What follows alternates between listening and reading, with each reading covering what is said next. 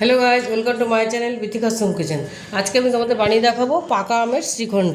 তো চলো আমি তোমাদের দেখাবো কী কী উপকরণ আমি নিয়েছি। এখানে আমি নিয়েছি জল ঝরানো টক দই, 250 গ্রাম টক দই প্যাকেটের দই আছে নিয়েছি আমি। এটাকে আমি ছাঁকনির মধ্যে অনেকক্ষণ রেখে দিয়েছিলাম, জলটা অনেকটা ঝরে গেছে। এখানে নিয়েছি আমি পাউডার দুধ, খুব ঘন করে গুলে নিয়েছি। এর বদলে তোমরা কনডেন্স মিল্কও নিতে পারো, আমার কাছে ছিল না তাই পাউডার দুধ গুলে নিয়েছি। এখানে নিয়েছি একটা আমকে আমি পুড়িয়ে মিক্সিতে পেস্ট করে নিয়েছি, আমরা এতটা হয়েছে। নিচে এখানে লাল বাতাসা মানে গুড়ের বাতাসাকে আমি মিক্সিতে পেস্ট করে নিয়েছি, গুঁড়ো করে নিয়েছি।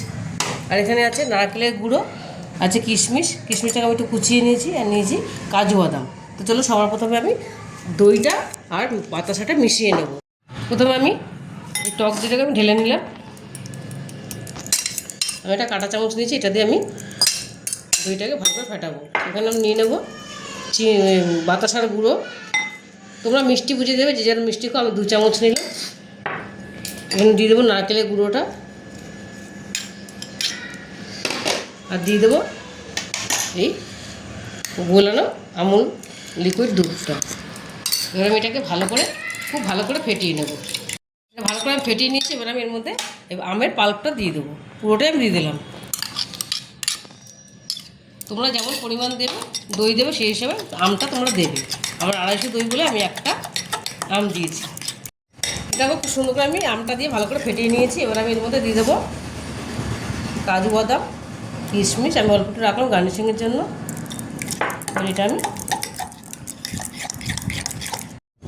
দেখো এটা আমি ভালো করে মিশিয়ে নিয়েছি। এবার এটা আমি এই বাটিটার মধ্যে তুলে নেব। দেখো পাকা আমের শ্রীখণ্ডটা আমার গার্নিশিং করে নিয়েছি, দারুণ লাগে খেতে। এবার আমার ছেলে বসে পড়েছে এটা খাওয়ার জন্য। তো দেখি মা বানিয়েছে, খাচ্ছি।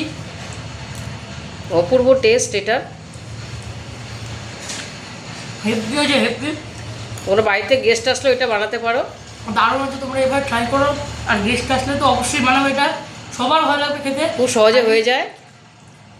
আর যদি রেসিপি তোমাদের ভালো লাগে থাকে চ্যানেলটাকে লাইক শেয়ার সাবস্ক্রাইব করতে ভুলবে না। আজকের জন্য এইটুকুই, টাটা।